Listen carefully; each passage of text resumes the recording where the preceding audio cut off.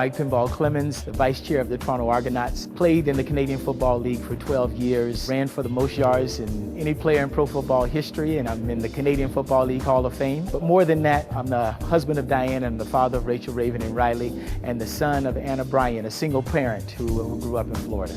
Well, today is very simple. Today is really about a healthy, active lifestyle. Many of us, we have high level of achievement, but then our quality of life isn't great because of health reasons and not keeping our body healthy. And I'm a victim of this. When I started coaching, I wasn't running around anymore, and I found it hard to be healthy and active. I started to gain a little weight, and so had to begin to be smart and make better decisions. It's odd because I really didn't understand how important exercise and what you put in your body was until I stopped playing, because before I had to do it, it was part of what you did. And when we do that, life is so much more fresh, so much more invigorating. We feel so much more encouraged when we're healthy and we're fit and fantastic, just like they are back there. Like most, I played sports as a kid. When I was a senior in high school, I was a well-known football player, but it wasn't thought that I'd be able to go to university because I was too small. I was the most valuable player in the area. In Florida, that's some serious football down there. And so usually, if you're the best player in Florida, every university wants you.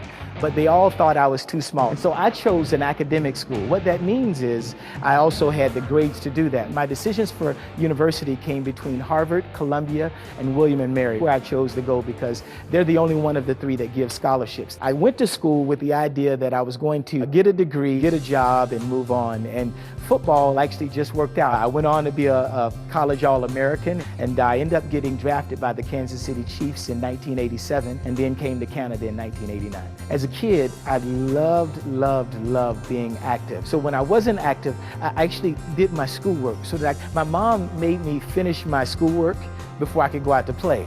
So the reason I did my schoolwork so that I could play, right? I grew up in what was considered the projects, or the hood, or whatever you want to call it. And I always had a vision past that. So I always knew that I wanted to get a professional job, possibly have my own business. What I don't think people understand is that growing up in communities like that is one of the most cohesive places. People share, they appreciate each other, and yes, there are some other activities going on, but I can't say that it was this terrible place to live. But what I did know is that I wanted to have other choices. I wanted to have the choice to travel to Europe if I wanted to. I wanted to be great in school because what else am I going to do? I got to be there. I might as well do well, right? But not only that, I wanted more than I saw around me out of life. What I would like more than anything else is for each one of these young people that their future is not based on where they grow up, how much money they have, any other thing. But their future is determined by the decisions that they make. What my greatest joy would be was to see each one of them understand that their success is in their control, that nobody else controls their success, that the decisions they make, if they do great in school, they will go on to get a great job and live a better life, if you will, for their families. We say you can be anything you want to be. Let's face it, I'm never going to be an NBA player. But we've got tremendous choice. If they want to be a doctor, they can. If they want to be a lawyer, they can. If they want to get a trade and grow on to be an electrician and eventually own their own company, they can do all of those things, but it really is about process. Right behind me here, we've got leaders, right? We talk about these are leaders of the, no, behind me, we actually have a political leader that is going to win office and represent their area, their province, or their country. Right back here, we've got an engineer. I just met him a few minutes ago. We just want to brag.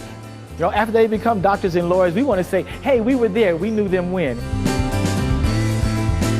When I say let's, you say go, let's! Go! All right, let's get up, guys. Group 1 down here, group 2 here, group 3 on the far end.